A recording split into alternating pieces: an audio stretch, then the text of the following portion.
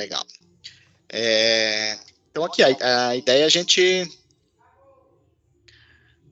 gente falar um pouquinho de conceitos, né, dentro do BPM. O BPM, a gente tem o BPM no modo conceitual, né, ele é aplicado a toda a organização, né, desde da estruturação de processos até a automação, né? Então, o BPM não necessariamente a gente está falando de automação de processo efetivamente, né? Talvez a gente possa trabalhar um BPM num nível de documentação apenas, onde a gente faz a modelagem do nosso processo, a documentação dele, e a automação, né, ou é feito em papel, ou é feito em outros sistemas, né? Não necessariamente precisa ser workflow. Mas a ferramenta do SE Suite, ela atende as duas necessidades, né? Tanto a parte documentacional como a parte de automação, sem a necessidade de transcrever para outra ferramenta ou refazer algum trabalho. Então, aquilo que a gente foi desenhando, por exemplo, num discovery de processo, né, vai ser usado posteriormente para automação. O que acontece assim em termos de diferencial é que quando a gente está documentando, às vezes a gente entra num nível de detalhe mais superficial do que quando a gente precisa automatizar, né? Quando a gente precisa automatizar, a gente precisa entrar em detalhes muito específicos, né? Como, por exemplo, a origem de alguns dados dentro do nosso formulário, algumas automações para execução de atividades automáticas dentro do fluxo, né? Pontos de checagem, pontos de controle no andamento do fluxo, que às vezes lá no documentacional apenas a gente talvez não tenha tanta atenção assim, né? Mas a ferramenta é a mesma, é um processo incremental, então vocês podem trabalhar tanto no nível documentacional como no nível de execução tranquilamente, né? Falando em nível documentacional, um ponto bem interessante é que a gente integra desenho de processo com outras gestões, né? Então, por exemplo, no segmento da indústria, né, empresas certificadas é muito comum a gente ter o suporte à execução dos processos, a documentação de processo, né, ter todo o suporte documentacional disso, como procedimentos, políticas, né, procedimentos, instruções de trabalho e outros documentos manuais e assim por diante, né. Dentro da suite a gente pode integrar também essas gestões, né, de modo que, por exemplo, numa atividade, né, eu estou num desenho de processo, né, poxa, eu queria saber o detalhe. Preciso fazer uma inspeção de um determinado material, quero ver o detalhe disso, e esse detalhe, obviamente, ele não está descrito no processo, né? O processo, ele desenha o fluxo de trabalho, mas não detalhes operacionais de uma determinada atividade. Esses detalhes estão lá no procedimento ou na instrução de trabalho. Então, o que a gente pode fazer aqui dentro da suite integrar essas gestões, né? Lá dentro da atividade, eu vou fazer a referência ao documento que me auxilia na execução dessa atividade. Então, a gente consegue integrar isso de uma maneira muito fácil, de modo que a navegação depois do usuário, né, a transmissão de conhecimento para o usuário fica muito é, fluida, muito tranquila, né, para acessar toda essa documentação. O mesmo vale para riscos, né? Se a gente tiver mapeamento de riscos interligado com o processo, e aqui é importante, o risco a gente pode fazer ele junto, pode fazer separado, tá? Dentro da suite a gente tem essa habilidade de integrar, eu digo, conectar efetivamente processos e riscos ou fazer eles de um modo separado. Mas se eu integrar, né, a gente também já consegue ver ali no momento da execução de cada atividade do processo quais são os riscos vinculados, né?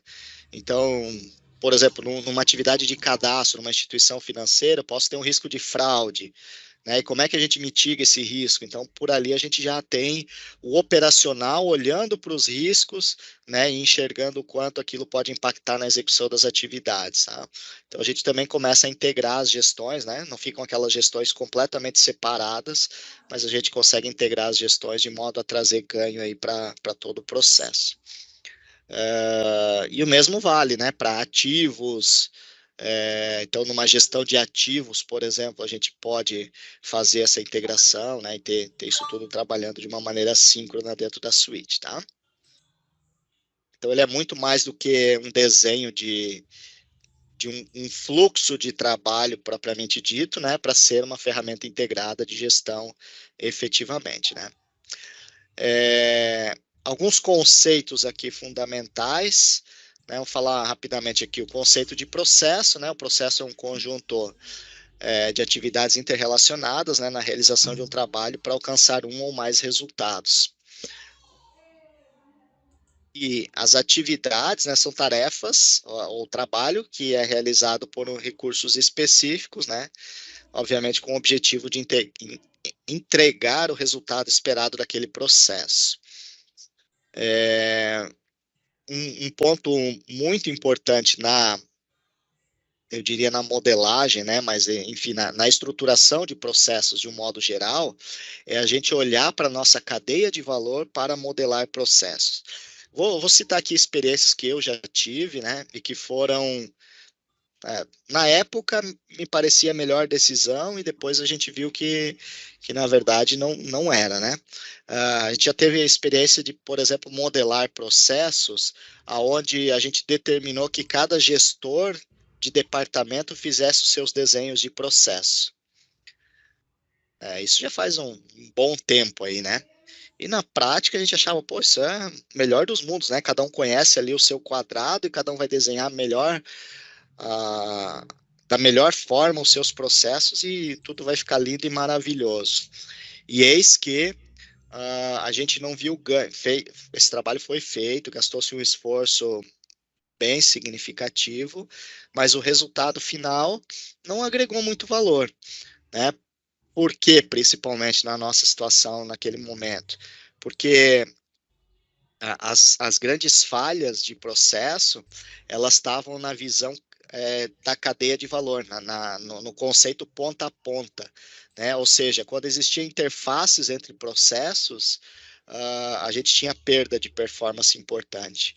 E como a gente segregou isso, né, e deixou cada gestor fazer os seus processos, qual foi a grande visão que cada gestor trouxe? Foi a sua visão departamental, né? E aí a gente perdeu a relação cadeia ponta a ponta do nosso cliente, né? Então, assim, tínhamos processos, mas no final das contas as nossas falhas elas continuavam acontecendo, né?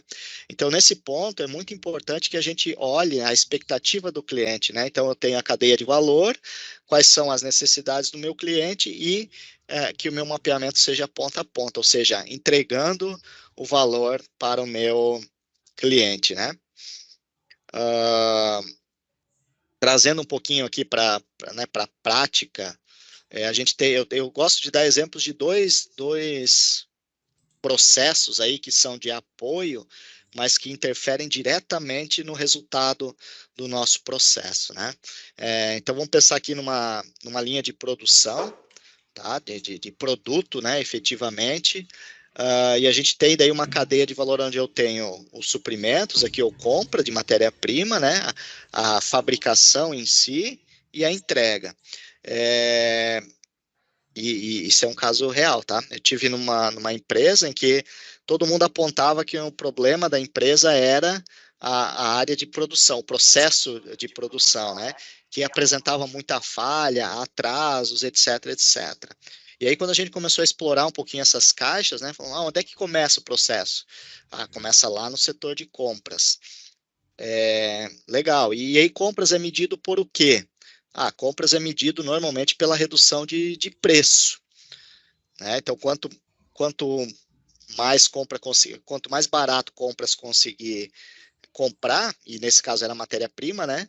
Maior é o sucesso desse processo. Poxa, que maravilha, né? E aí começamos a discutir, aí o pessoal de produção começou a reclamar da qualidade do material que vinha.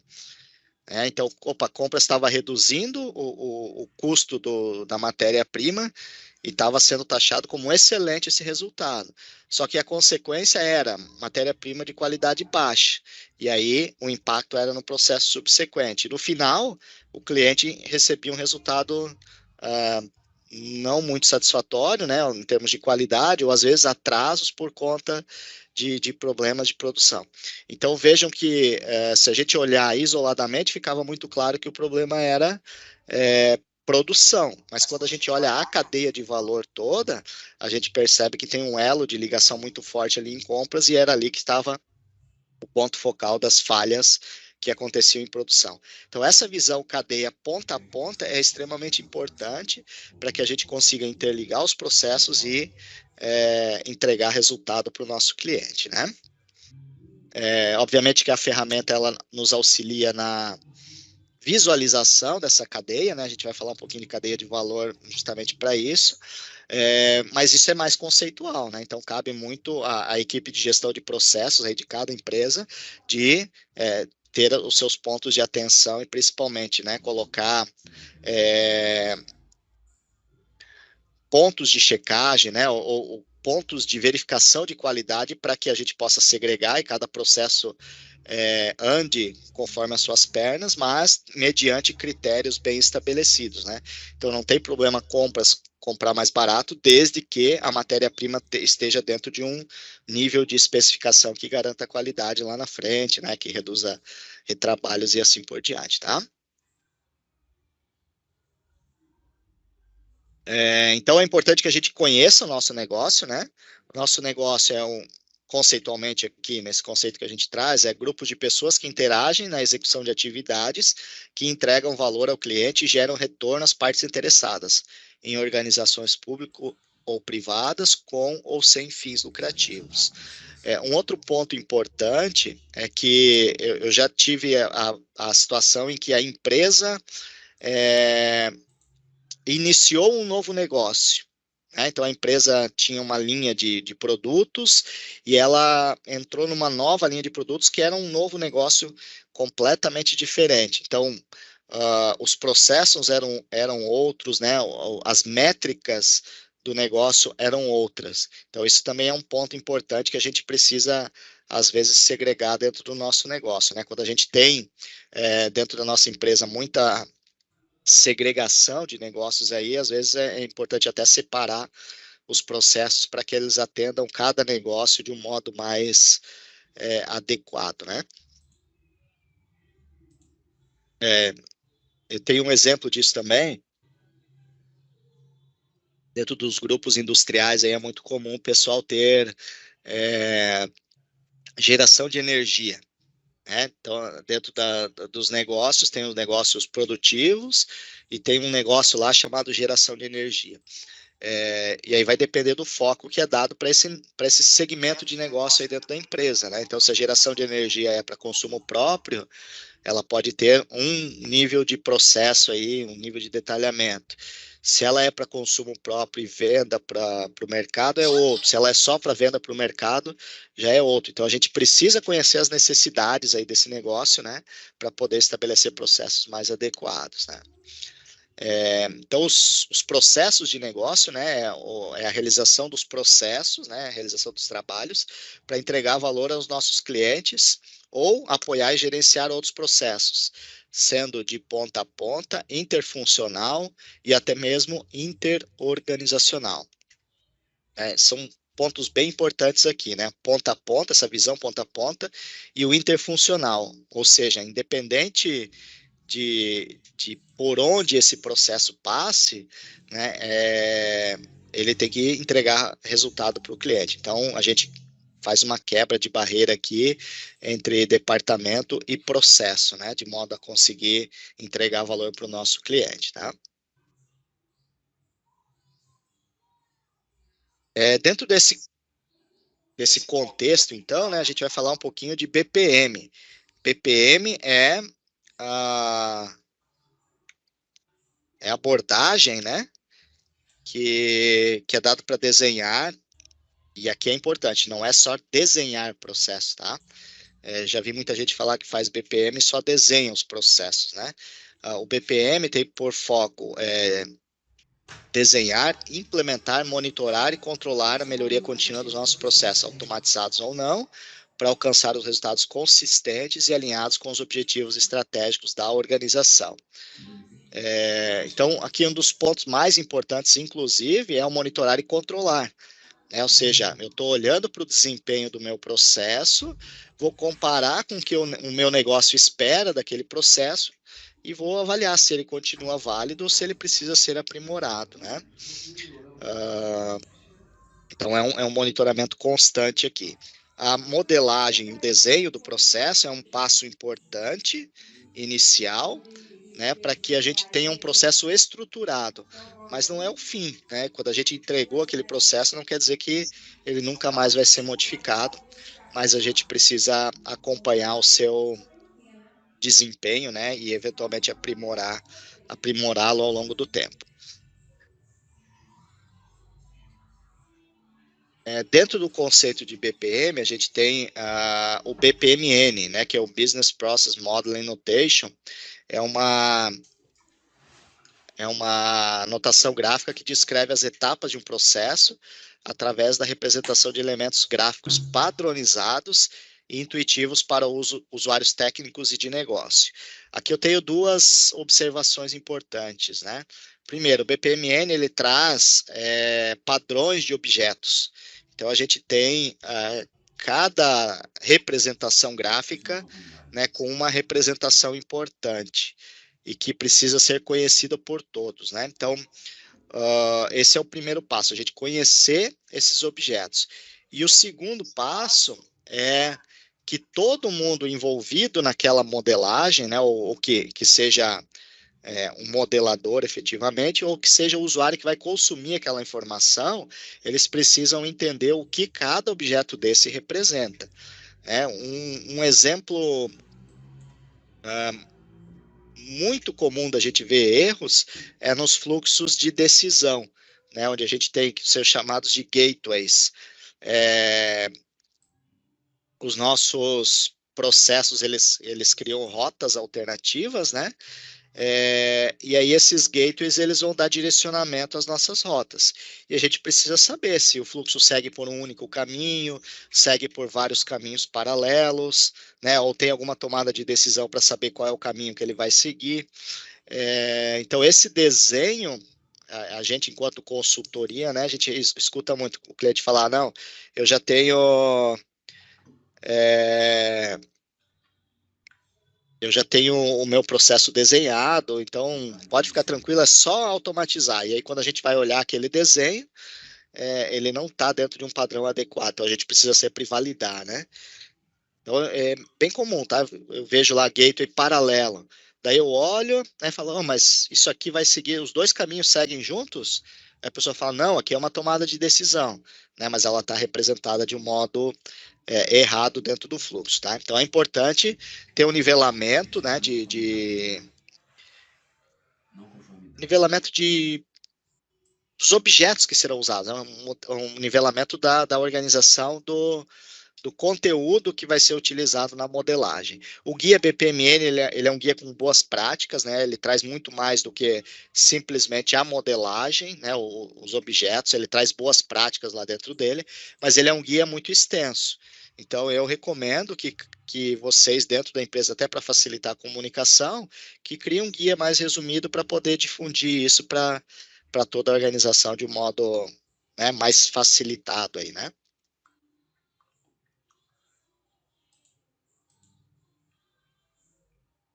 O que a gente tem aqui de elementos dentro de um processo? Além da caixinha de atividade, que é o mais comum que a gente todos conhecem, né? A gente tem alguns outros elementos que são muito importantes. Primeiro, qual é o objetivo desse processo, né? Aqui dentro do objetivo, a gente também poderia colocar aqui requisitos, né? Em objetivos e regras também, né? Quais são os requisitos desse meu processo, né? Onde eu quero chegar e o que eu tenho que obedecer em termos de regras de negócio. São dois elos aí muito ligados, tá? Por que eu falo isso? Porque, por exemplo, eu tive uma situação que eu presenciei dentro de uma indústria farmacêutica em que eles tinham um problema de ressuprimento de algumas matérias-primas.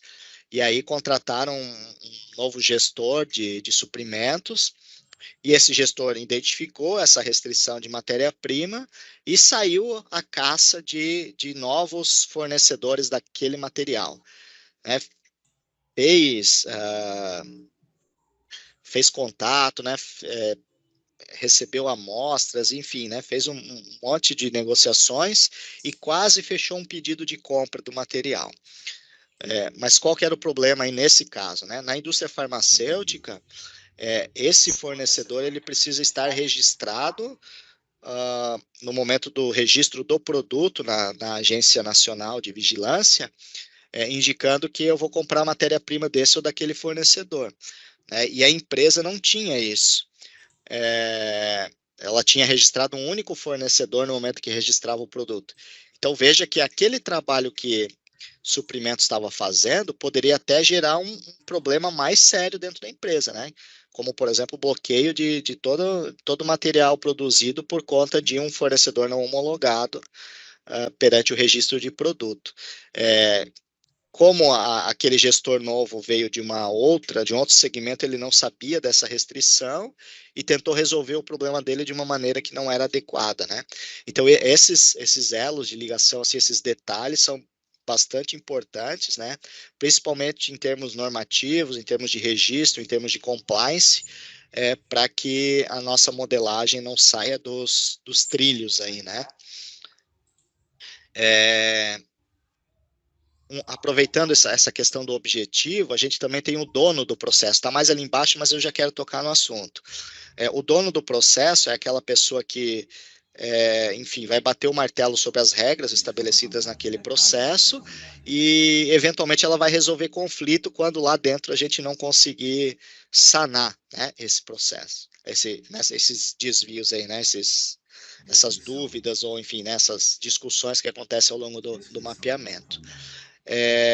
Então, eu tenho dois exemplos aqui. O primeiro, a empresa resolveu fazer um fluxo, inclusive dentro do SE Suite, para autorização de entrada de material de manutenção em estoque. Né, qual que era a problemática que ela tinha, né? Ela foi fazer uma análise de custo e ela viu que ela tinha estoques de peças de reposição muito grandes dentro da organização, com um tempo de uso muito prolongado, né? Então, às vezes, a peça ficava um ano no estoque. E em termos financeiros, isso era muito ruim. Então, o que a empresa fez? Fez um saneamento disso, verificou o consumo desse material e estabeleceu algumas peças que ela precisava ter em estoque. Outras, quando precisar, vai ter que comprar, né? Não tem jeito. Estabeleceu esse processo e foi implementado e seguiu. Chegou num determinado momento, a equipe de manutenção se deparou com a necessidade de um determinado material. E ele não estava naquela lista dos materiais de estoque, então teve que ir para compra, né? Demorou 10 dias para comprar aquele material, então o pessoal de manutenção veio querendo, não vou dizer burlar, alterar a regra do processo, né? Falou, não, vou comprar esse material. E aí a gente foi lá na documentação e falou, não, olha aqui, ó, isso aqui, esse processo ele foi construído por solicitação da diretoria, né? E a gente não pode fazer isso que vocês querem agora. Ah, mas está atrasando a nossa atividade.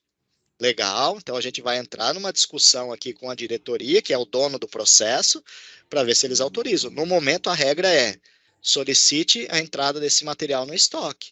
E aí eles fizeram, a diretoria olhou e falou: não, isso aqui, nós não vamos manter estoque disso, é uma peça cara, usa raramente. Ah, mas quando parou, demorou 10 dias para substituir. A diretoria acha que é o caminho mais correto isso. E paciência, né? A gente tem que seguir com os nossos processos alinhados. Então, esse é um ponto que é bem importante, a documentação, né? Se a gente não tem essa documentação, a gente poderia ter, de repente, alterado um processo sem o consentimento do dono do processo, das principais partes interessadas ali, tá? Outro detalhe importante é a resolução de conflitos, né? Eu fiz existiu uma diretriz da diretoria da empresa fazer transformação digital dos seus processos e a gente começou pelo compras, né? Então fizemos lá formulário eletrônico de pedido, depois a entrada de notas, a liberação, a inspeção, né? Liberação para o financeiro, tudo automatizado. E aí chegou no financeiro, o financeiro batia o pé que ele queria o boleto físico, o boleto em papel. Só que para nós, né, o boleto em papel era uma perda importante da melhora que a gente teve no processo ao ser feita a transformação digital. Principalmente por movimentação física, né? A pessoa ia ter que sair lá do recebimento, levar o boleto lá para o financeiro e assim por diante.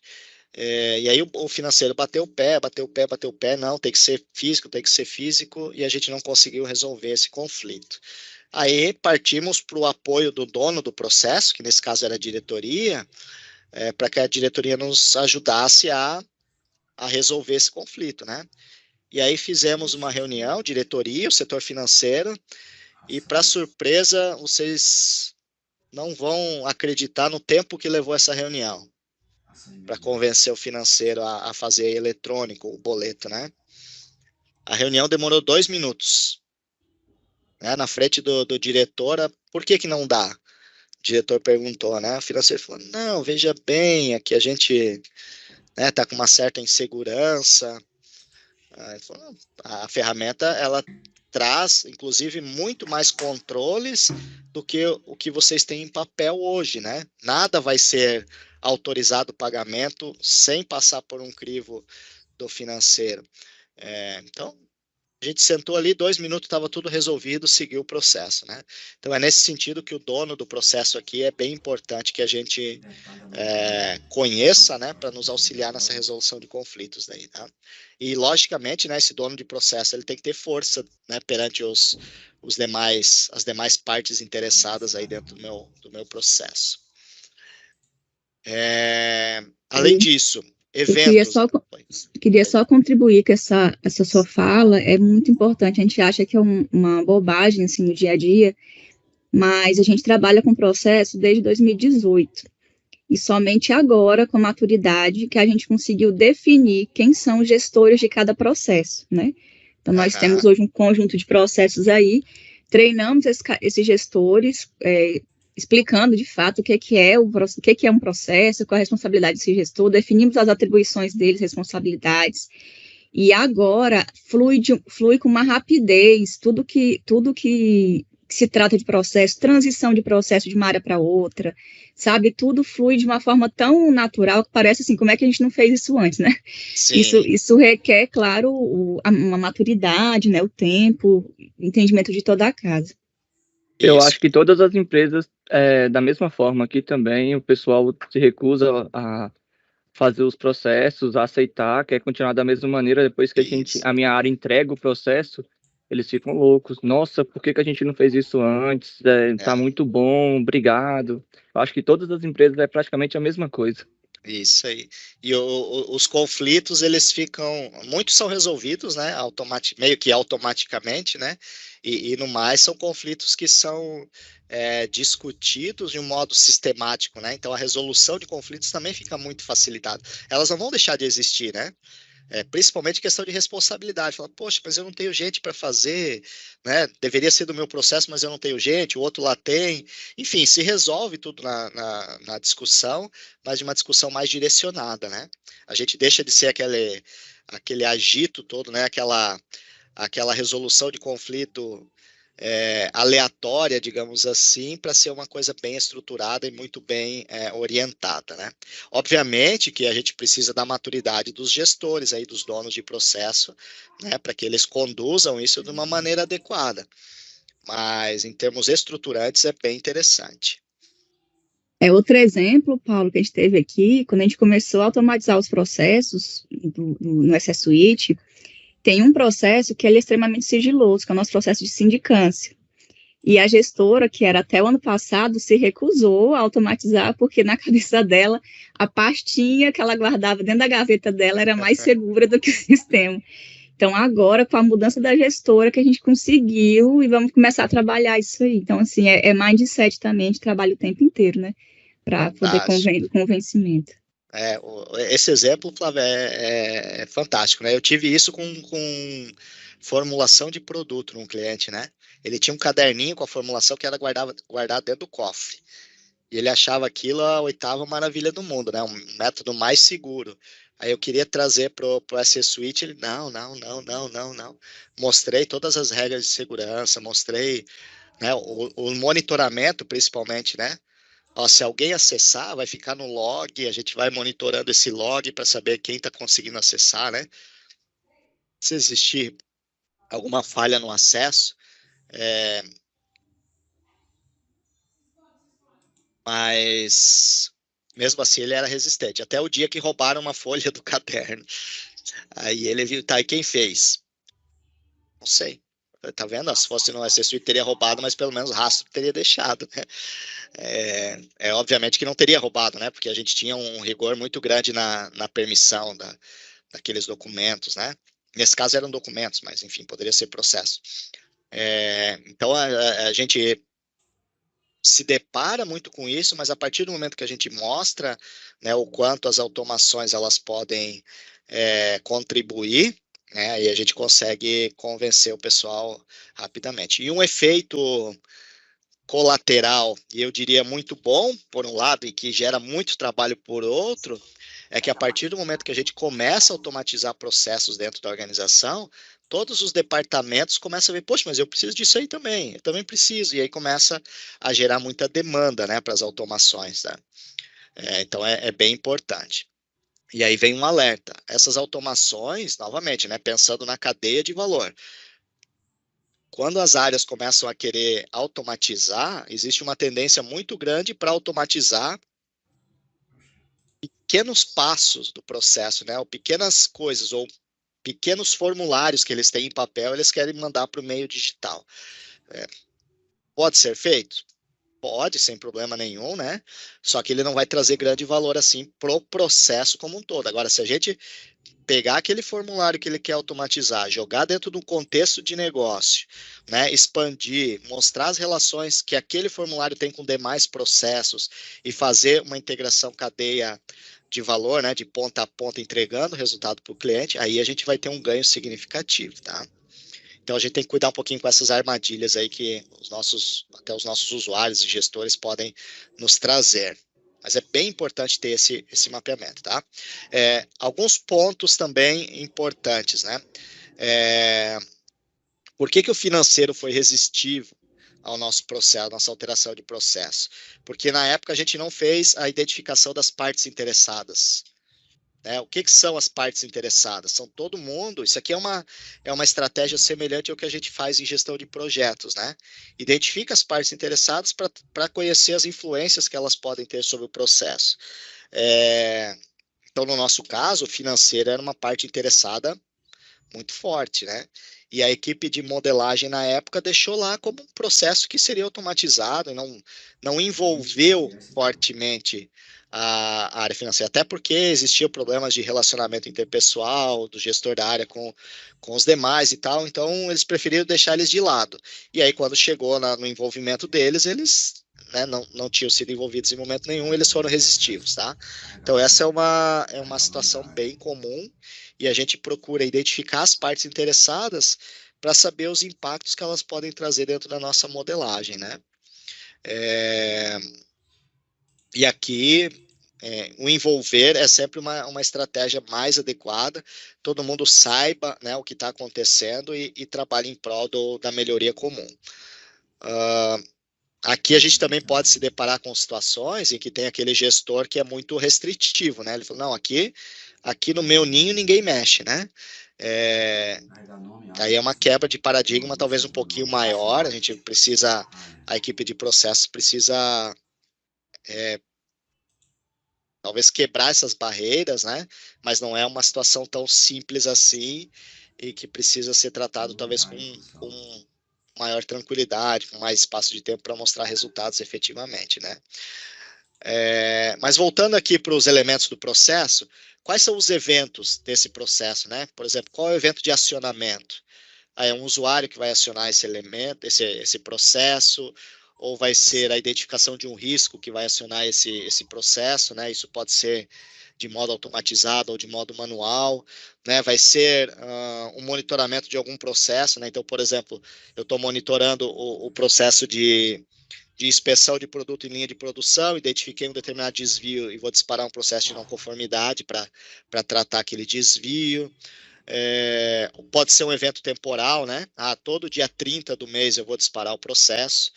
A gente teve um exemplo de um cliente que ele era um conglomerado de empresas, né? Eram 17 empresas na época no grupo, e eles tinham uma dificuldade de fechamento contábil muito grande. Demorava, às vezes, o resultado consolidado saía só lá depois do dia 15, dia 20 do mês subsequente, né? E aí a diretoria começou a sentir dificuldade porque ela não tinha informação para tomada de decisão. E aí eles fizeram automações com base em eventos, né? Ou seja, todas as informações que eles precisavam para fazer os fechamentos, elas eram disparadas conforme ia se encerrando o mês, iniciando o outro. Então tinham coisas, por exemplo, lançamento de nota errada. Eles não esperavam virar um mês para corrigir. Chegava lá no dia 20, eles já disparavam eventos para o pessoal corrigir o que estava errado. Então chegava até dia 30, né, já estava praticamente tudo acertado. E os eventos daí paralelos, foram sequenciando os eventos a partir da data da virada do mês, né? E com isso, a partir do momento que o processo ficou bem consolidado, e o legal é que eles tinham monitores lá dentro do setor de contabilidade, no financeiro, monitores que mostravam o andamento dos 17 processos. Então o pessoal da contabilidade olhava lá e falava, opa, a empresa X está devendo lançamentos, e iam cobrar, né? Então ficou um monitoramento acompanhado de uma organização dos processos que permitiu eles acelerar muito o fechamento contábil, né, a ponto de chegar no segundo dia útil do mês e já conseguir fazer o fechamento. Então veja o valor agregado que isso traz para o gestor, né, para tomada de decisão, para alta administração nesse caso, né, para tomada de decisão com uma qualidade e uma velocidade muito maior do que o que tinha antes, né. Depois, obviamente, a gente precisa ter lá, né, a identificação das atividades, tarefas, regras de negócio. A atividade aqui, ela é a atividade do fluxo, né? E as tarefas, elas estão mais no nível operacional, que normalmente elas estão representadas em procedimentos e instruções de trabalho.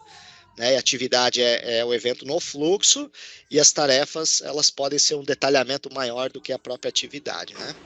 As regras de negócio, de um modo geral, quem são os atores envolvidos, né? Por incrível que pareça, tem situações em que a gente não sabe quem são os reais atores que devem executar aquela atividade, né?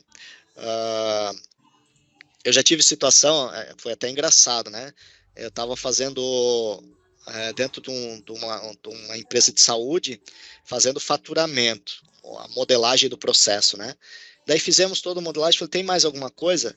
Daí a gestora falou, tem o faturamento do segundo andar, que era um hospital, né, com vários andares ali, com atendimentos diferenciados por andar. Ela, tem o fechamento da secretária do segundo andar. Como assim, a secretária do segundo andar fazendo faturamento? Por que ela faz? Não sei. Vamos perguntar para ela, então. Fomos lá perguntar para ela, por que você faz faturamento? Ela falou, porque há uns 17 anos atrás, eu só tinha uma pessoa no faturamento. E quando ela saiu de férias, eu fiz durante o mês, e daí quando ela voltou, eu fiquei com uma parte do faturamento ainda para ajudar ela. E 17 anos se passaram e ela estava com aquela atividade ainda, né? Não que isso seja problema, né? Mas o grande problema é que as regras de faturamento, elas mudaram ao longo do tempo e nem tudo ela estava bem alinhada, né? Então, se a gente precisar segregar atividades, a gente precisa estar com isso muito bem documentado para que todo mundo siga os mesmos padrões de execução, né? E outro ponto importante que ajuda muito na modelagem de processos são as entradas e saídas, né? Então, quando a gente está num estágio mais inicial do nosso processo, eu gosto de ter a visão da entrada e saída, mesmo que eu ainda não tenha o detalhamento do que acontece dentro daquele processo, mas eu sei quais são as entradas e saídas, né? O que são as entradas? São os requisitos que são transformados por aquele processo, né? E a saída é o que ele está entregando de resultado. Então, o que a gente vê tem inconsistências nas entradas e saídas, né? Primeiro, eu digo que precisa de uma entrada aqui, e essa entrada não é usada em momento nenhum dentro do processo, né? Logo, ela não seria um requisito de entrada, né? Não precisaria estar aqui. Já aconteceu, por exemplo, um relatório que demorava 2 dias para gerar, consumia tempo de 2 pessoas e não era usado para nada no processo subsequente. Então, dá para eliminar essa entrada, né? E outro ponto é se tudo que a gente precisa para gerar aquela saída está mapeado dentro do nosso processo, né? Então, as entradas, todas as atividades que alteram aquela entrada para gerar o resultado de saída. E outro ponto importante é que as entradas e saídas elas têm que se interligar com os demais processos, né? Então, tudo que é saída de um processo vai ser entrada para processos subsequentes, talvez não para um único, mas para vários, e tudo que é saída vai entrar num outro processo na sequência também, né? Então, ele vai formar uma cadeia e essa visão da entrada e saída nos permite identificar inconsistências, né? Rupturas nos fluxos de processo, tá? Ou principalmente nas interações entre processos. Então, é importante a gente ter essa percepção também. Legal? Tranquilo até aqui?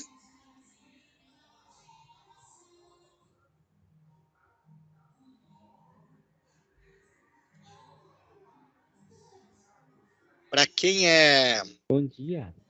Oi, bom dia.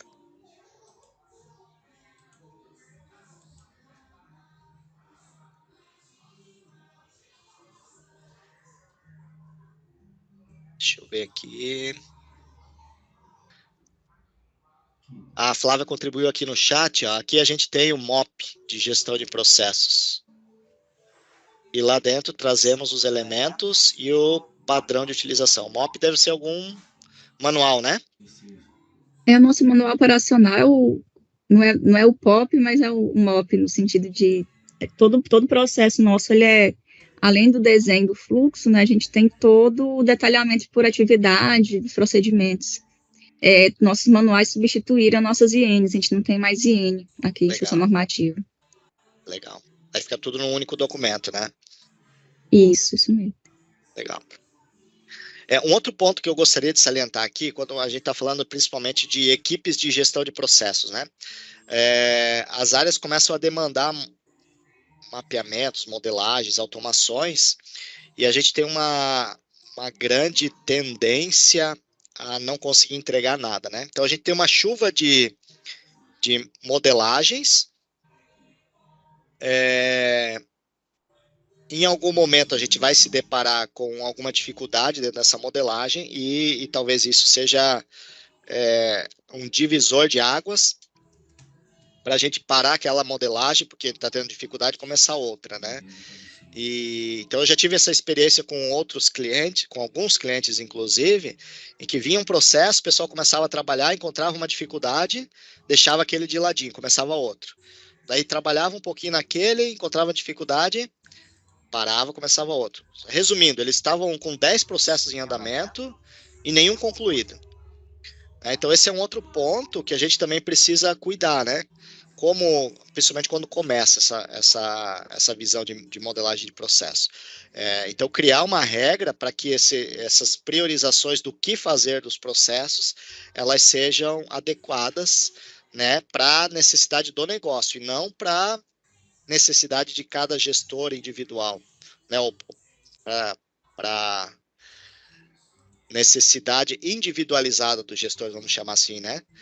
Mas para que aqueles processos que mais agreguem valor ao nosso negócio, né? Então, normalmente a gente prioriza ou aqueles que apresentam maior dificuldade, maior perda operacional, digamos, né? Ou para processos que vão trazer grandes ganhos aí na organização. Oi, Patrícia.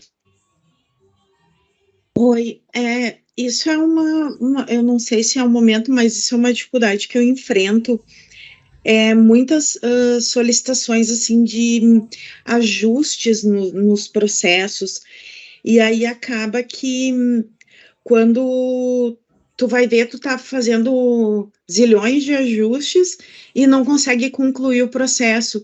Eu acho que seria interessante tu dar uma dica, né, de como que a gente pode padronizar isso e evitar esse todo, porque daí é claro que a modelagem de um processo é uma coisa, não digo assim, é particular de cada processo, só que quando as pessoas querem muitos ajustes, eu entendo que acaba prejudicando tanto nas regras ali e o processo acaba ficando mais pesado. Daí, em vez de tu automatizar uma coisa, tu acaba, é uma pioria que tu tá incluindo nisso.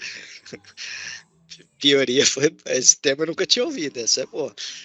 Mas é comum isso, né? E assim, não existe regra, né? Acho que vai muito da experiência de quem está desenhando e das diretrizes que a gente estabelece, né?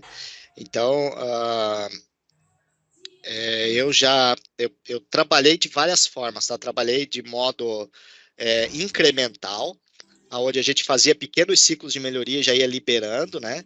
Então, a cada 15 dias, só para vocês entenderem, tinha um processo que hoje ele está com 200, é um processo só de desenvolver de produto, ele está com 240 etapas e atividades, né? Obviamente que se a gente fosse esperar para fazer isso tudo, levaria, sei lá, 2 anos para automatizar esse processo. O que a gente fez? A gente quebrou ele em pequenas etapas e a cada 15 dias a gente ia entregando essas etapas. Então a gente já tinha um ganho, né, parcial da performance do processo por aquelas etapas que a gente já entregou. E aí, enquanto a gente estava desenvolvendo a equipe de negócio estava já planejando para a próxima implementação. E aí a gente fechava um escopo com a equipe de negócio, isso aqui que vai ser implementado e liberava. Né? Então tinha uma sintonia bem interessante. Né? Quando a gente permite que o usuário fique a todo momento entrando com requisito novo, a gente vai se deparar com essa situação de nunca conseguir terminar aquilo que a gente tem. Né? Então esse é um cuidado especial em fechar um escopo e liberar logo aquele processo. Tem alterações que elas são mais rápidas, mais emergenciais, vamos chamar assim, né? Mudou uma legislação, mudou uma regra de compliance e ela precisa ser feita meio que de imediato. Aí é uma situação que ganha prioridade, né? Mas fora isso, o que a gente percebe é que tem muita coisa que os nossos usuários pedem, mas que são, eu vou chamar aqui de luxo, né? São coisas não essenciais para o processo. Não vou nem dizer que elas agreguem, né? Não agreguem valor ao processo, talvez até agreguem, mas elas não são essenciais. Então, elas poderiam entrar numa fila de implementação, de modo que a gente possa subir um processo e depois implementando melhorias, né? De modo incremental, tá? Normalmente, a gente ganha velocidade com isso, tá? Oi, Flávia. Não, só para contribuir com a Patrícia, aqui a gente sofre muito a mesma coisa, Patrícia, e a gente fez o seguinte, a gente teve a primeira experiência que foi muito ruim, né? E começou a chegar muita melhoria. E aí, a partir do segundo processo que a gente fez, a gente implementou um fluxozinho chamado refinar processo. Que é o quê? A pessoa vai solicitar o refinamento, vai cair para o escritório de processo, o escritório analisa aquela melhoria. 90% dos refinamentos que chega é perfumaria, que a gente chama de, o que você chama de luxo, Paulo, a gente chama aqui de perfumaria. Isso. E aí a gente já vai ficando na fila, vai esperando, e na hora que a gente abre a revisão para poder fazer alguma coisa grave, problema, sei lá, ou mudou o valor de uma alçada, a gente aproveita aquela revisão e coloca a perfumaria ali dentro, se for um pouco interessante.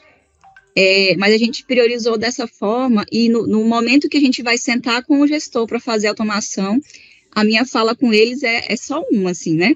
Feito é melhor que perfeito. O que eu vou te entregar agora é a versão 00. Ela vai dar erro, você vai ver um mundo de melhoria, e eu peço que nos próximos 3 meses você registre tudo o que você quer de melhoria e me encaminhe uma solicitação de refinamento única, né? E aí eu abro uma revisão única, depois desses 3 meses, melhoro tudo que ele quer, porque às vezes o que ele quer naquele momento, ele vai sentir lá na frente que ele não quer mais, entendeu? Isso aí. Então, aí eu faço dessa forma, tem dado muito certo, graças a Deus. Porque e aí não é só o gestor, a casa inteira pode, o usuário mesmo pode solicitar refinamento, pode sugerir refinamentos, né? Aí quando o usuário que pede, a gente encaminha para o gestor do processo validar aquela melhoria também. Esse é um caminho assim que eu também tenho utilizado, né? Para vocês terem uma ideia, eu fiz um processo de assinatura digital de documentos há um tempo atrás,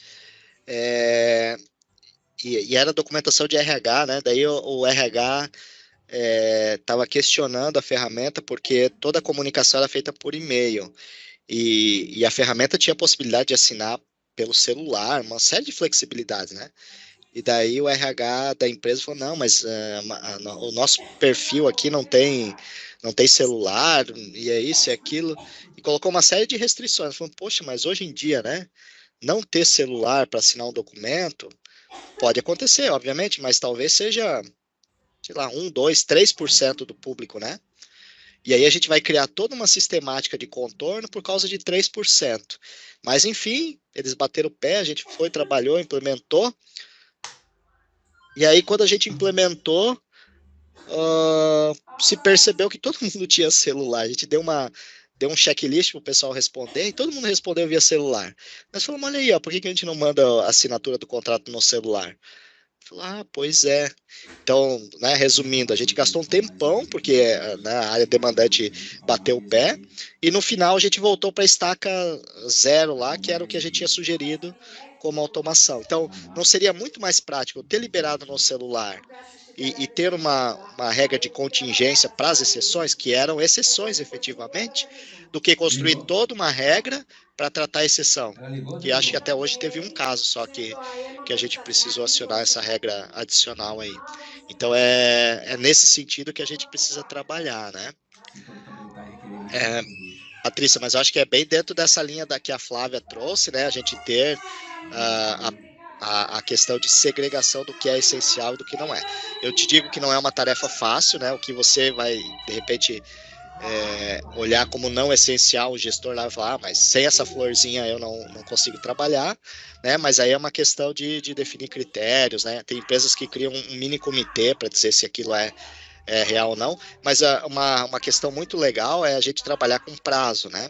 Falando assim, se eu fizer sem essa florzinha, eu vou te entregar em uma semana. Com essa florzinha, eu vou levar um mês para te entregar. Como é que prefere, né? Então, são elementos que a gente vai inserindo aí no nosso processo decisório para poder ajustar. Agora, eu gostei muito da ideia da Flávia de agrupar, né? Não, achei super interessante também, até agradecer ali no chat, porque como é um processo que eu estou começando, assim, aí eu me deparo com essa troca que a gente está tendo também, é super importante, assim, porque te dá uma outra visão, né, do que tu pode fazer ou não. Achei muito legal essa ideia dela. Eu também gostei, essa eu nunca tinha praticado, assim, de juntar, né? E aí, nesses casos, tu até poderia ter um outro processo de apoio, que é a abertura, e alguns sistemas de ERP, sistema de gestão, tem isso, tá? Abertura de chamado emergencial, ou seja, mudou alguma coisa que precisa ser alterado imediatamente. Aí ele abre o emergencial. Mas por que é legal ter separado? Porque depois você pode criar um portal de monitoramento, né? E falar, poxa, mas que engraçado, o gestor tal sempre abre emergencial. O que está acontecendo? Né? Por que as outras áreas conseguem trabalhar no planejado e aquele só trabalha no emergencial? Então, assim, a gente vai controlando um pouquinho as demandas, tá? Mas se você responder realmente, né, responder a cada solicitação, vai lá e implementa, você vai ter um pouquinho de dor de cabeça aí. Principalmente, outro ponto de atenção importante é que essas modificações, dependendo do processo, elas podem trazer alto impacto sobre a rotina do processo. Então, você vai precisar retestar, né, você vai precisar fazer toda uma validação daquela entrega. E isso, às vezes, consome muito mais tempo do que a própria alteração. Oi, Flávia? Só uma contribuição que eu esqueci de falar, o motivo dos 3 meses também é que é um prazo, porque senão ficam muitas versões rodando ao mesmo tempo, diferentes. Então, vamos supor, se alterou, e se seu formulário não tiver revisão, se ele tiver revisão é um problema, se ele não tiver, é tranquilo, mas se o formulário tiver revisão, se você alterar um campo e o outro ficar sem, você vai ter 2 versões rodando, aí você altera outra coisa, 3 versões rodando, 4 versões rodando, 5. Aí você fica louco na hora do chamado, sabe? A gente sofreu muito com o primeiro processo. Então, por isso que a gente, primeira medida nos processos novos, é a gente não colocar revisão em formulário, porque às vezes aparece a necessidade de um campo que é urgente, né? A gente deixa. Depois que amadureceu, a gente fecha o formulário e coloca a revisão e vai melhorando. O motivo dos meses é por conta disso, que senão fica também muitas versões rodando e aí você não consegue fazer gestão. Maravilha. Obrigado aí pela contribuição, pessoal.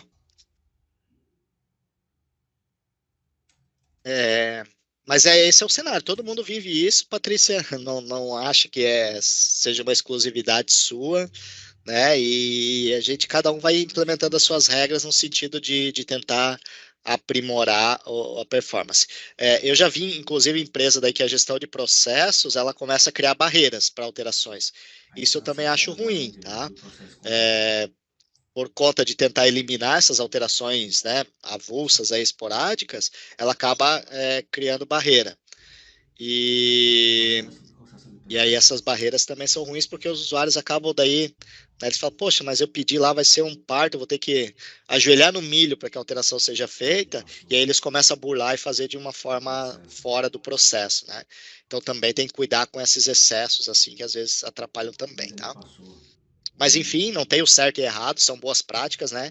E estratégias que cada um cria para melhorar a sua prática, né? Luísa me passou o número do processo que está apresentando problema. Legal? Dúvidas até aqui?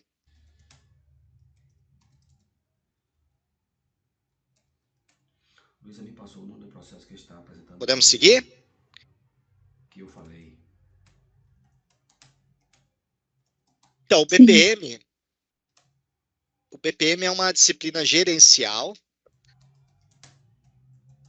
não é uma prescrição da estrutura de trabalho, metodologia, conjunto de ferramentas. O BPM é uma capacidade interna básica, né? Ela vai ser apoio para a execução dos processos, né? Então, ela por si só não faz muito sentido, ela faz sentido quando a gente pensa no BPM em uma estruturação para uma execução mais adequada dos nossos processos, né? Um foco muito importante é que o BPM seja orientado à visão para o cliente, né? Então a gente tem que ter a visão do que a gente está entregando para o nosso cliente. E vocês vão, não sei se vocês já tiveram essa experiência de repente ter processinhos avulsos e depois você reformular o processo na visão do cliente, vocês vão ver que muda completamente a percepção do processo quando a gente se coloca no lugar do cliente e vê, poxa, mas isso aqui eu não aceitaria enquanto cliente, né, que fosse dessa forma, ou essa morosidade do processo, né, ou às vezes, né, vários canais de comunicação, poxa, o cliente foi atendido por um canal de comunicação e ele tem que acionar outro porque aquela demanda não é dali, enfim, né, a gente começa a ter a percepção do cliente e muitas vezes a gente muda a nossa visão de processo também por conta disso.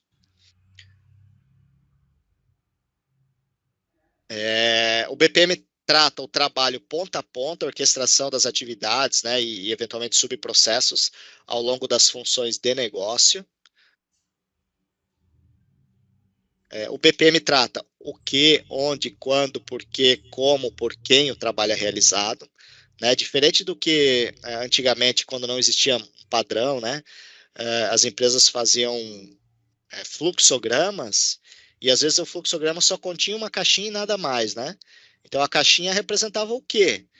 Mas onde seria feito, quando, e principalmente por quem, às vezes não estava bem explícito e isso gera bastante transtorno, né, na distribuição das atividades de processo aí, né, na definição de responsabilidades. Os meios pelos quais os processos de negócio são definidos e representados devem ser adequados à finalidade e aptos para uso. Aqui tem um ponto importante, né? A gente tem a possibilidade de fazer um desenho mais enxuto, ou às vezes um desenho mais aprofundado do nosso processo. Quando eu tenho uma pessoa mais técnica desenhando o processo, existe uma tendência natural dela querer incrementar, colocar muita informação no processo, achando que aquilo vai ser bom para todo mundo. E nem sempre é uma verdade, né? Então vamos pensar que eu tenho um desenho de processo que eu vou ter que colocar lá para uma equipe que às vezes tem uma instrução menor, né? Uma escolaridade menor, tem uma dificuldade maior de visualização daquele tipo de documento. Então a gente precisa estar atento a isso, né? O importante é que o fluxo transmita o que precisa ser transmitido. Então, se eu tenho um público mais com menor escolaridade, por exemplo, eu tenho que ter um fluxo adequado para eles. Se eu estou falando de um processo de integrações de múltiplos sistemas, aí justifica a gente ter um detalhamento maior do desenho do processo, né? Então, a depender do local de uso, a gente pode ter um nível de detalhamento maior ou menor do meu processo. Nem sempre o detalhamento maior vai ser benéfico, tá? Ele pode gerar um volume de informações tão grande que acaba confundindo quem tá lendo o processo ali, tá? Processos de negócio devem ser gerenciados em um ciclo contínuo para manter integridade e transformação. Uma coisa que me dá uma tristeza no coração é ver o quanto as empresas gastam esforço em automatização de alguns processos, e aí depois de um tempo a gente percebe que os usuários finais, né, principalmente em áreas administrativas, continuam tratando coisas que deveriam ser tratadas pelo processo através de e-mail. Isso demonstra que não existe uma retroalimentação, né, do processo. Aí você vai tentar descobrir por que há uma troca de e-mails naquele processo. Porque ele precisava anexar uma foto e não tem onde anexar. Opa, essa necessidade deveria ter sido trazida, né, para a equipe de processos para se resolver ali dentro e não achar um meio paralelo de fazer, né? Então isso é sempre importante que a gente esteja atento, tá? Principalmente porque, né, muitas vezes circulam informações que são importantes para o processo, em termos de armazenamento, né, em termos de conhecimento do processo e, às vezes, até para tomada de decisão. BPM requer investimento nas capacidades de negócio. Tá? Também acontece da gente ver que o conhecimento interno sobre determinados processos não são aprofundados. E aí não adianta a gente automatizar o que é ruim, né? Isso é um ponto bem importante. A gente precisa primeiro sanar as dificuldades para depois a gente poder aprimorar os nossos processos, né? Quando a gente não tem essa visão da capacidade de negócio, a gente busca apoio, né? Então, se a minha equipe interna não consegue resolver, eu vou buscar uma consultoria, eu vou buscar né, enfim, outras alternativas aí para ganhar desempenho, né, para aprimorar os nossos negócios, né? Exemplo aqui, tá? Faturamento. Eu tive uma empresa que eles tinham um problema que os impostos são pagos na emissão da nota e às vezes o cliente parcelava em 10 vezes o pagamento, né? Poxa, e aí a empresa tinha que recolher o imposto, às vezes tinha que desembolsar do próprio bolso para pagar os impostos, porque o parcelamento não cobria nem os impostos que eram pagos na emissão da nota. E aí tiveram a brilhante ideia de fazer uma automação lá no sistema de RP, de quebrar a nota, fazer uma geração automática de nota fiscal de acordo com a condição de pagamento. Então, se o cliente pediu em 10 vezes, o sistema agendava a emissão de 10 notas nos meses subsequentes para vincular aquele pagamento. Confesso que eu nunca tinha visto alguém fazer dessa forma, né? Então, esse é um outro ponto importante, né? O benchmark, ele nos ajuda a tomar algumas decisões, né, que sejam mais orientadas ao que o mercado pratica. E segundo, que aquilo ficou uma salada mista lá, a chance de erro era grande, enfim. E aí, quando se viu que dava muito problema isso, foi implementado, inclusive, foi gasto dinheiro para customizar os sistemas para implementar esse modelo.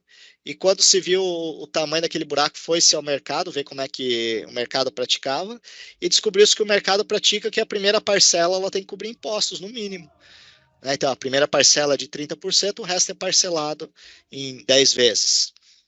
Pronto, resolveu de uma forma muito simplória aquele problema que foi criada uma solução mirabolante lá para contornar, né? Então, essa troca de experiências, aí, esse benchmark também é bem importante, e ele só gerou essa dificuldade pela inexperiência da equipe na época, né, e não conseguir achar uma solução adequada, né? Então, a gente tem que tomar um pouquinho de cuidado em relação a isso, né? As capacidades são desenvolvidas ao longo da curva de aprendizado, né? Da curva de maturidade em processos. Então, a maturidade em processo não é uma coisa que acontece da noite para o dia, né? As pessoas, quando a empresa ainda não tem esse grau de maturidade, ela precisa ir desenvolvendo aos poucos para ganhar esse aumento de performance adequado aí, né? Obviamente, definindo processos, né? Os processos de gestão, né? Controlando as modificações, implementando rotinas de teste, de validação, né? E tudo mais. Desenvolvendo aqui as equipes de modelagem e assim por diante.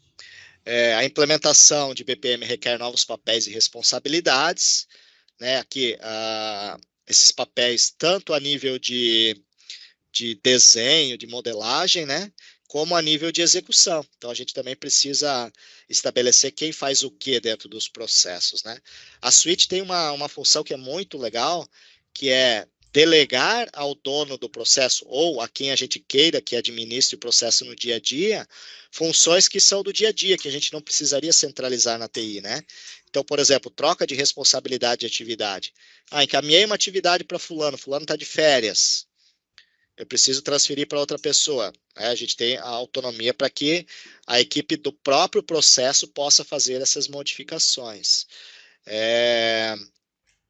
Troca de prazo de execução da atividade, né? Ou de repente alguém encaminhou o fluxo para frente, eu preciso voltar para uma etapa anterior para refazer.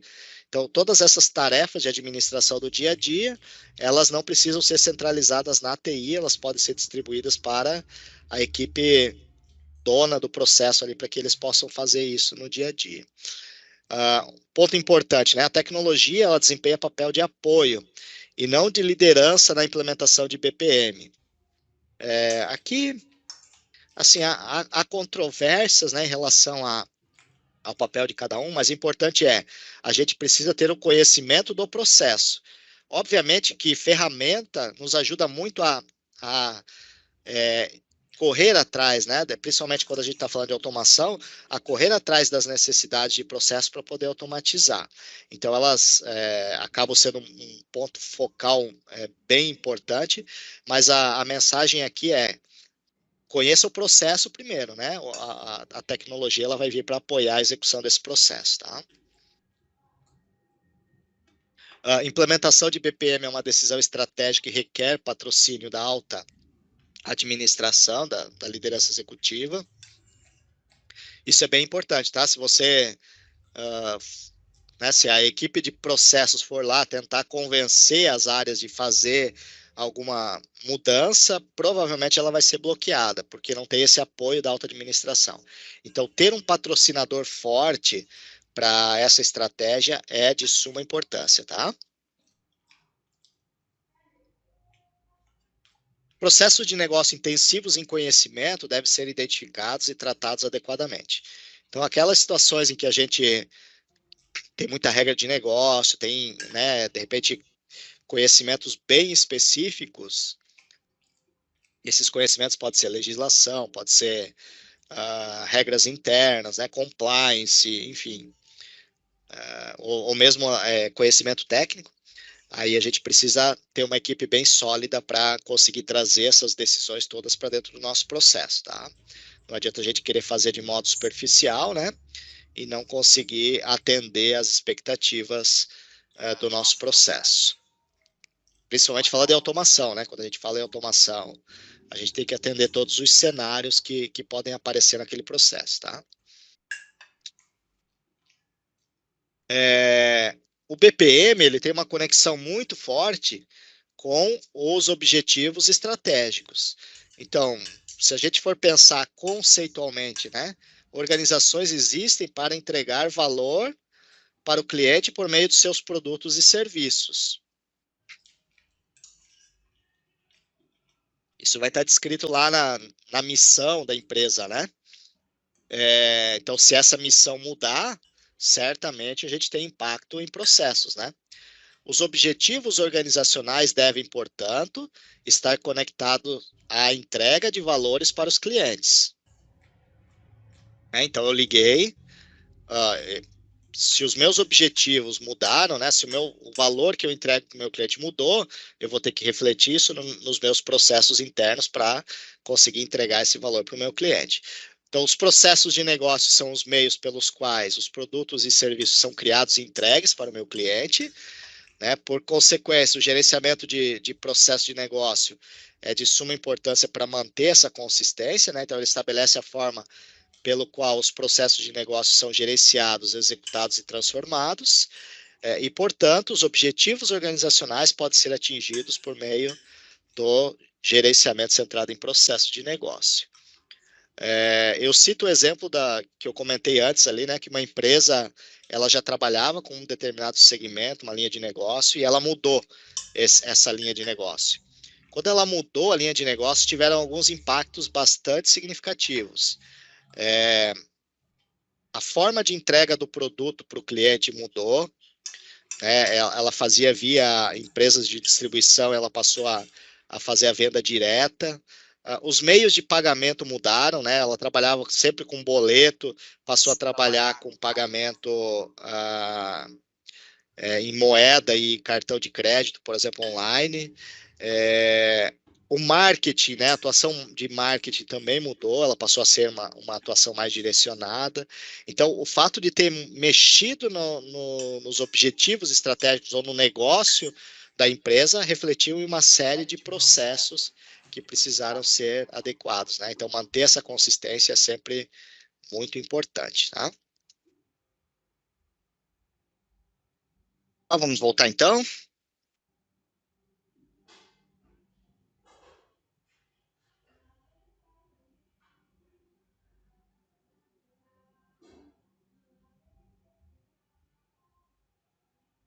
Tem um assunto aqui que é bem importante e que, né, de certa forma, não sei se a gente consegue influenciar, mas a gente consegue entender um pouco da influência, né, que o modelo organizacional ele traz sobre os nossos processos, né? Então, entendam que os nossos processos são um quebra-cabeça aí que vai se montando, né, ao longo da entrega de valor para o nosso cliente, e que esse quebra-cabeça vai passar normalmente, né, por múltiplos departamentos para a gente poder realizar nossas entregas, ou por múltiplos processos para realizar nossas entregas para o cliente, né? Normalmente, as empresas estão estruturadas, né, no modelo funcional. O que é o modelo funcional? Eu tenho os departamentos, né, os seus gerentes, depois algumas empresas têm uma subdivisão em coordenação, em liderança, supervisão e assim por diante, né, e ali dentro são executados os processos, né. A empresa de vocês funciona mais ou menos assim? A minha é exatamente assim, a FUNCEF, no caso. Maravilha.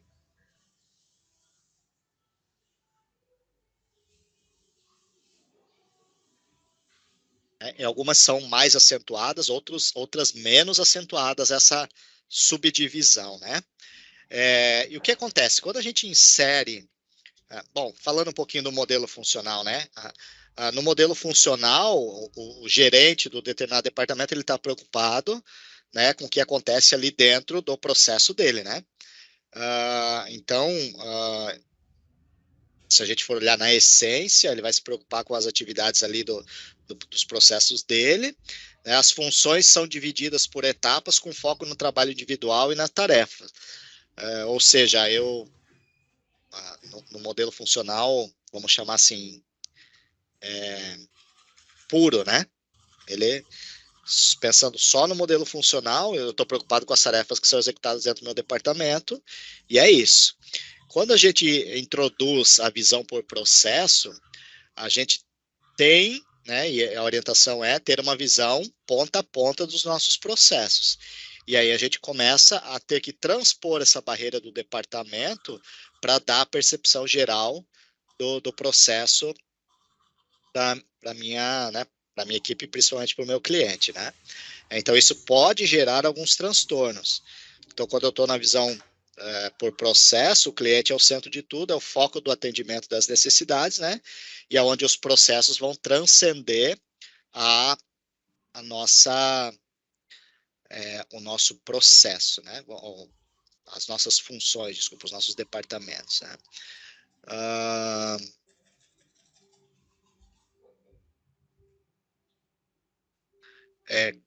Então,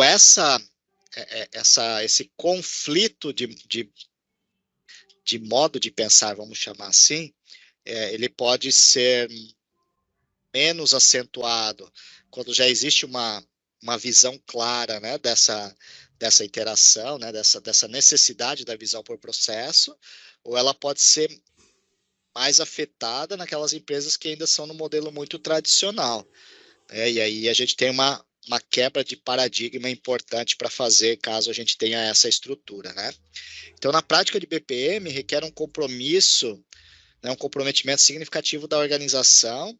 Novos papéis e responsabilidades são introduzidos, tais como donos do processo, analistas e arquitetos de processo, e esses estão quebrando as barreiras dos departamentos, né? Eles vão interagir, os escritórios de processo, vamos chamar assim, vão interagir com todos os departamentos, né? E o foco é sempre a visão do cliente, né? Trazer a visão do cliente para dentro dessa visão departamental. Dificuldades desse modelo funcional, vocês têm alguma? Paulo, aqui no Sebrae a gente está meio que numa transição, tá um pouco híbrido isso. Só que ainda prevalece, assim, é uma coisa que a gente chama muita atenção do gestor, né? Ainda prevalece no final, porque acaba que, de qualquer forma, a gente tem a figura do gerente da unidade, então isso meio que atrapalha um pouco nossa vida, né? A gente tem tentado trabalhar a holacracia, né, que é a distribuição de poderes entre os gestores, colocamos alçadas gerenciais para poder distribuir esse poder e tudo, e transversalizar mais, mas ainda tem muito forte a hierarquia, e eu acredito que a gente não consiga ser uma empresa por processo, por conta do Sebrae Nacional, né, que é uma visão que vem lá de cima, é muito forte. Mas a gente está, hoje, de uma forma híbrida, a gente já melhorou muito nisso, mas a gente tem a consciência de que não consegue ser, de fato, uma instituição por processo, sabe? E nunca vai conseguir ser, né? A gente tem que trabalhar no misto, né? Isso. Trazendo os requisitos da gestão por processo, mas entendendo que a visão departamental ela vai continuar existindo, né? Não tem como fugir dela, né? Isso mesmo. E é isso, setor público, né? Ou regulamentado, tem muito desse requisito e não tem como fugir, a gente tem que se adaptar a esse modelo, né? E se a gente for trazer para a indústria também, mesmo a indústria talvez não tendo, né, uma grande barreira em termos de legislação, por exemplo, para mudar essa formatação, essa estrutura, mas é muito difícil quebrar trabalhar por processo efetivamente, né? O que a gente faz normalmente é um misto, né? Ter os departamentos com as suas responsabilidades e dentro dele transcendendo os processos. Tá? O que não pode é um processo encontrar a barreira do departamento, né? Então, um processo que nasce dentro do departamento e morre dentro do departamento, provavelmente ele não é um processo, ele é só uma sequência de atividades, né? Porque essa demanda para o departamento ela surgiu de algum lugar e esse resultado vai ter que ser entregue para algum lugar. Então, provavelmente é cliente e cliente lá na outra ponta e vai ter uma série de processos interagindo aqui dentro, né? Exemplo. Alguém consegue trazer um exemplo? Assim que seja uma barreira hoje aí dentro do processo de vocês? Exemplo de ponta a ponta, não entendi. O que o departamento impede que o processo ponta a ponta aconteça. Vocês têm isso? Estou tentando enxergar aqui.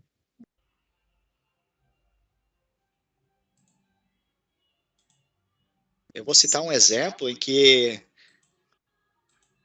é até um pouquinho diferente, né? Queriam transpor, tipo, um processo queria bypassar o outro, tá? Na indústria farmacêutica, existe um processo de liberação de lote de produto que ele precisa ser baseado em resultados de ensaios, né? Então, e tem um tipo de ensaio que é o microbiológico, que ele é obrigatório para a liberação de um lote de produção. Ou seja, a gente tem que garantir que esse lote de medicamento, né, de produto farmacêutico, não esteja contaminado com micro-organismos. Esse ensaio, teoricamente, ele não poderia ser liberado o produto, né, sem que esse resultado tenha dado ok. Mas existe dentro né, se a gente pensar dentro da estrutura organizacional como um todo, e eu presenciei isso, né, por exemplo, a área comercial demandando, a área comercial está vendendo, quer entregar o produto, mas a área da qualidade está segurando o lote porque está esperando o resultado do ensaio microbiológico. E aí o comercial pressiona para que a qualidade libere aquele lote, e assim vai, né? Um poder de influências, né, dentro do nosso processo. E aí, em um comitê, a empresa olhou para aquilo e falou, poxa, para o nosso negócio, a gente tem um concorrente entrante, né, o cenário atual, seria muito ruim se a gente esperar esse tempo todo para entregar o produto para o cliente. Conseguimos antecipar? E aí é um alinhamento entre os processos para saber se eles podem antecipar ou não a entrega daquele produto. Esse ensaio microbiológico era uma barreira, né? Não poderia liberar o produto sem aquilo. Porém, a empresa olhou para o histórico de fabricação para avaliar o risco, né? E no histórico de 10 anos nunca teve problema de contaminação. Então, o que se optou por fazer ali era assumir o risco de continuar o processo sem aquele resultado, sabendo que se o resultado desse positivo, né, tivesse algum tipo de contaminação, esse produto teria que voltar para a empresa, né? Então ele ganharia, digamos, o tempo do processo logístico, né? De até entregar para o cliente final, mas jamais para o consumidor. Então não chegaria no resultado final no cliente final, né? Aquele produto sem o resultado. E aí optou-se por, né? Alinhamento entre os processos, optou-se por fazer essa liberação condicional, né? E o monitoramento para saber se liberaria o lote efetivamente ou não. Então, essa situação é que a gente cita como exemplo de interação entre processos, né? Mesmo não sendo a forma, talvez, ideal que os processos deveriam seguir, mas houve uma interlocução aí entre os participantes do processo no sentido de atender às expectativas do cliente. Tá? Obviamente que a qualidade nunca pode ser impactada, né? Nesse caso, ela existia um histórico que dava sustentação para poder fazer essa liberação aí condicional, tá? Então, é um exemplo de interação entre processos que me chamou a atenção, né? A empresa flexibilizou, depois deu tudo certo, né? Não teve problema nenhum, o produto foi entregue num prazo menor e o cliente ficou satisfeito, tá? Vocês têm algum exemplo? Formulário, criando direto pelo formulário.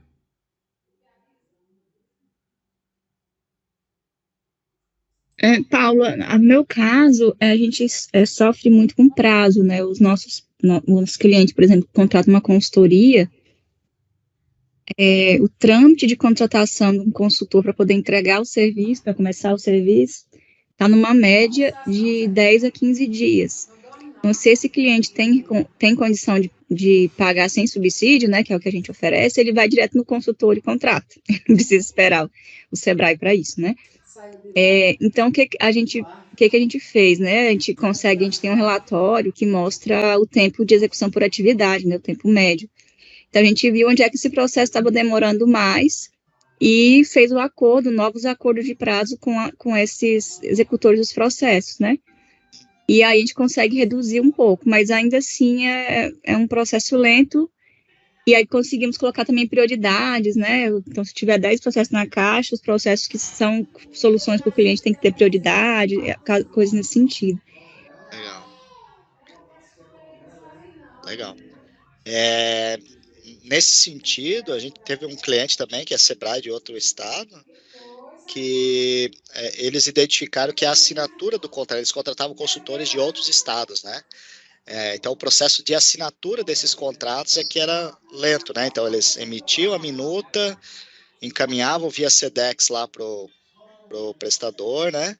Aí o prestador assinava, registrava em cartório, reconhecia a firma, né? Devolvia via SEDEX, então esse trâmite demorava 30, 40 dias, né? E aí eles implementaram a assinatura digital, né? E conseguiram, a ponto de em 15 minutos estar com o contrato liberado para programar a execução do serviço, né? Então, é um ponto do processo que eles identificaram ali como talvez o maior consumidor de tempo, né? E conseguiram sanar com tecnologia, né? Eu vou citar um exemplo de um processo jurídico, só para vocês entenderem. O impacto, né? O impacto positivo e o impacto negativo, né? Uma empresa, ela começou a...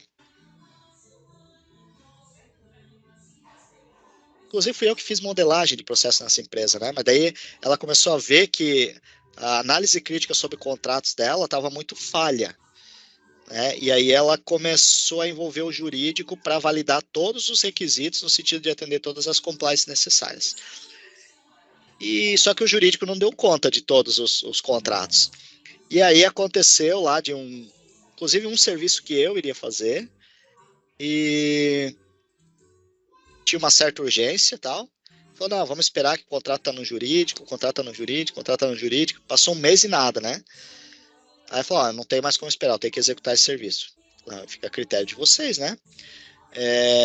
E aí, resumindo a história, eu prestei o serviço, o financeiro pagou a minha nota, e passou 6 meses, o jurídico mandou um e-mail solicitando alterações de cláusulas daquele contrato que a gente estava firmando. Então, vocês vejam que é um processo que está totalmente desconexo com as necessidades de negócio, né? E aquilo que era para ser um processo para garantia da empresa, né, no sentido de minimização de riscos, não tem efeito nenhum, porque 6 meses depois o serviço já foi executado, né? Então ela não foi barreira para a execução. O financeiro pagou sem que eu tivesse um contrato assinado, né? Então veja que tem uma série de processos que não estão interligados ali. E aí pode causar falsa sensação de que a gente está checando as compliances, né? O jurídico está sendo envolvido, quando na verdade esse processo não está sendo efetivo, né? Porque ele não consegue responder no prazo que o negócio precisa. Tá? Então a gente também tem que tomar muito cuidado com isso, né? O certo seria, o financeiro não pode pagar, né? Na verdade, eu não poderia nem entrar na empresa porque eu não tenho um contrato assinado. O financeiro, se a gente fosse levar o pé da letra, né? O financeiro não poderia pagar porque eu não tenho um contrato assinado, e assim vai, né? Mas aí a gente iria atravancar muito a execução dos serviços ali. Esse processo não deveria estar, não devia estar estruturado, porque o tanto de ponta solta desse jeito aqui não roda não, viu? E aí tu imagina, né? A intenção era, tudo passa pelo jurídico para ter uma segurança jurídica. Sim. Mas que segurança jurídica eu tive ali? Nenhuma, né? Então, assim, é um processo que ele está só pro forma, ele não está sendo efetivo dentro da nossa organização, né? E aí entram as barreiras, fala assim, mas como é que eu vou garantir? Nos processos subsequentes eu tenho que ter barreira, né? É condição de entrada para um pagamento, por exemplo, de serviço, o contrato assinado. Então não tem, não paga, e simplesmente assim, né? Então a gente tem que tomar bastante cuidado com essas coisas, né? Isso pode atravancar bastante nossos processos, e a não efetivação deles também pode ser traumático. Então é problema para todo lado aí.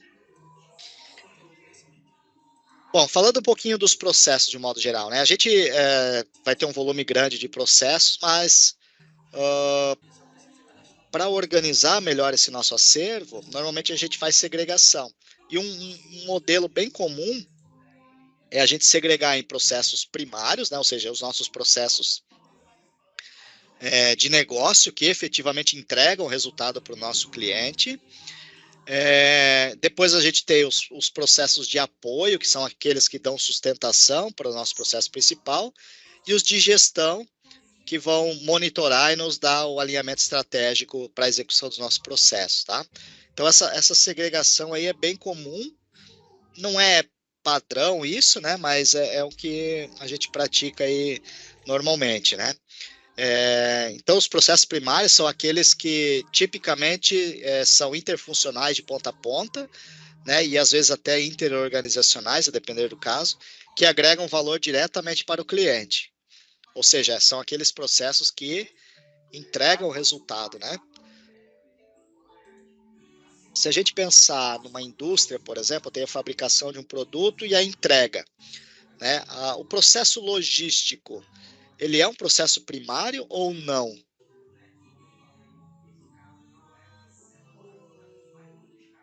Processo logístico de entrega do produto para o cliente, né?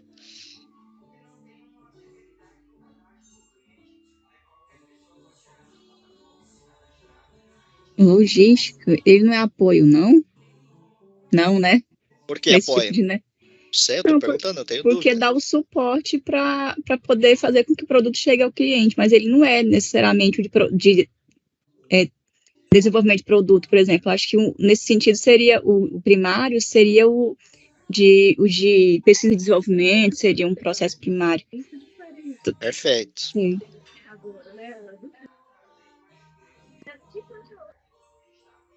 Mais alguém quer contribuir?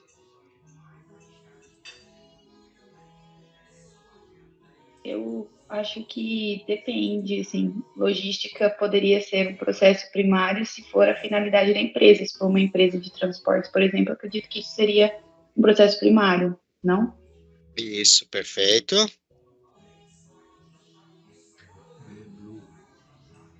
Mas em sendo uma indústria, né?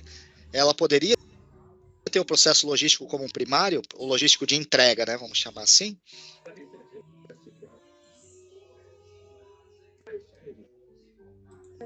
Eu vou citar um caso, tá? Eu acho que isso é muito da estratégia. O que se pensa como entrega de valor ao cliente, né? Então vamos pensar o caso Amazon, né? A Amazon ela preza por agilidade da entrega. Então ela tem um processo logístico dentro da sua estratégia. E aí eu considero que o processo logístico deles é primário. Ou seja, o diferencial, né, de uma rede, do atendimento às necessidades do cliente é a rapidez na entrega. Então, mesmo eles não sendo uma empresa de logística, a logística para eles é um processo é um processo primário, né? Eu tenho um outro cliente que ele fabrica ração animal.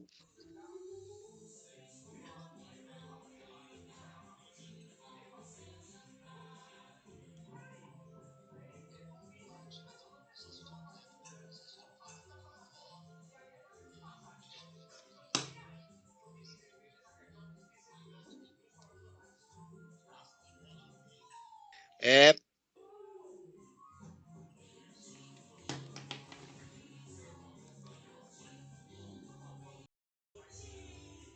jurídico, contrata no jurídico, passou um mês e nada, né? Aí falou, não tem mais como esperar, eu tenho que executar esse serviço. Fica a critério de vocês, né? E aí, resumindo a história, eu prestei o serviço, o financeiro pagou a minha nota, e passou 6 meses, o jurídico mandou um e-mail solicitando alterações de cláusulas daquele contrato que a gente estava firmando. Então, vocês vejam que é um processo que está totalmente desconexo com as necessidades de negócio, né? E aquilo que era para ser um processo para garantia da empresa, né, no sentido de minimização de riscos, não tem efeito nenhum, porque 6 meses depois o serviço já foi executado, né? Então ela não foi barreira para a execução. O financeiro pagou sem que eu tivesse um contrato assinado, né? Então vejo que tem uma série de processos que não estão interligados ali. E aí pode causar a falsa sensação de que a gente está checando as compliances, né? O jurídico está sendo envolvido, quando na verdade esse processo não está sendo efetivo, né? Porque ele não consegue responder no prazo que o negócio precisa. Tá? Então a gente também tem que tomar muito cuidado com isso, né? O certo seria, o financeiro não pode pagar, né? Na verdade, eu não poderia nem entrar na empresa porque eu não tenho um contrato assinado. O financeiro, se a gente fosse levar o pé da letra, né? O financeiro não poderia pagar porque eu não tenho um contrato assinado e assim vai, né? Mas aí a gente iria atravancar muito a execução dos serviços ali. Esse processo não deveria estar, não deve estar estruturado, não deveria estar estruturado, porque o tanto de ponta solta desse jeito aqui não roda não, viu? Senão E aí tu imagina, né? A intenção era, tudo passa pelo jurídico para ter uma segurança jurídica. Sim. Mas que segurança jurídica eu tive ali? Nenhuma, né? Então, assim, é um processo que ele está só pro forma, ele não está sendo efetivo dentro da nossa organização, né? E aí entram as barreiras, fala assim, mas como é que eu vou garantir? Nos processos subsequentes eu tenho que ter barreira, né? É condição de entrada para um pagamento, por exemplo, de serviço, o contrato assinado. Então não tem, não paga e simplesmente assim, né? Então a gente tem que tomar bastante cuidado com essas coisas, né? Isso pode atravancar bastante nossos processos e a não efetivação deles também pode ser traumático. Então é problema para todo lado aí. Bom, falando um pouquinho dos processos de modo geral, né? A gente vai ter um volume grande de processos, mas para organizar melhor esse nosso acervo, normalmente a gente faz segregação. E um modelo bem comum é a gente segregar em processos primários, né? Ou seja, os nossos processos de negócio que efetivamente entregam o resultado para o nosso cliente. Depois a gente tem os processos de apoio, que são aqueles que dão sustentação para o nosso processo principal, e os de gestão, que vão monitorar e nos dar o alinhamento estratégico para a execução dos nossos processos, tá? Então essa segregação aí é bem comum, não é padrão isso, né? Mas é o que a gente pratica aí normalmente, né? Então, os processos primários são aqueles que tipicamente são interfuncionais de ponta a ponta, né, e às vezes até interorganizacionais, a depender do caso, que agregam valor diretamente para o cliente. Ou seja, são aqueles processos que entregam o resultado, né? Se a gente pensar numa indústria, por exemplo, tem a fabricação de um produto e a entrega, né? O processo logístico, ele é um processo primário ou não?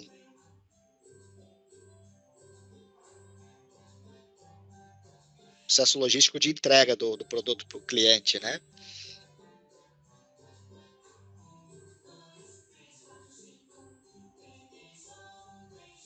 Logística, ele não é apoio, não?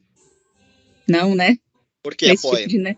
Sei, eu tô perguntando, eu tenho porque dúvida. dá o suporte para poder fazer com que o produto chegue ao cliente, mas ele não é necessariamente de desenvolvimento de produto, por exemplo. Acho que nesse sentido seria o primário, seria o de pesquisa e desenvolvimento, seria um processo primário. Perfeito. Sim.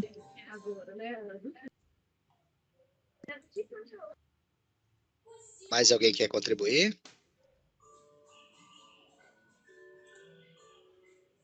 Eu acho que depende, assim, logística poderia ser um processo primário se for a finalidade da empresa. Se for uma empresa de transportes, por exemplo, eu acredito que isso seria um processo primário, não? Isso, perfeito.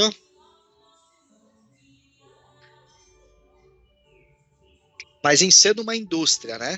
Ela poderia ter o processo logístico como um primário, o logístico de entrega, né? Vamos chamar assim?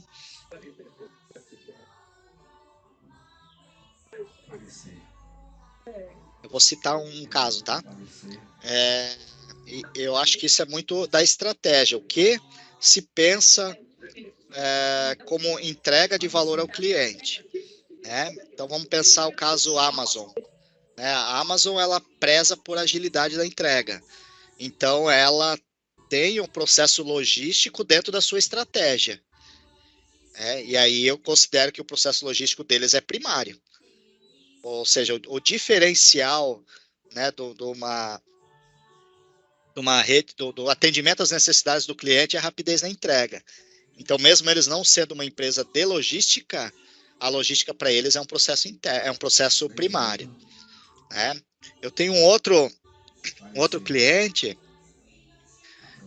que ele fabrica ração animal, mas ele, por estratégia também, ele vamos chamar do processo de entrega dele. O processo de entrega dele não é deixar a ração lá, a ração animal na porta do cliente da agropecuária, né? A estratégia dele é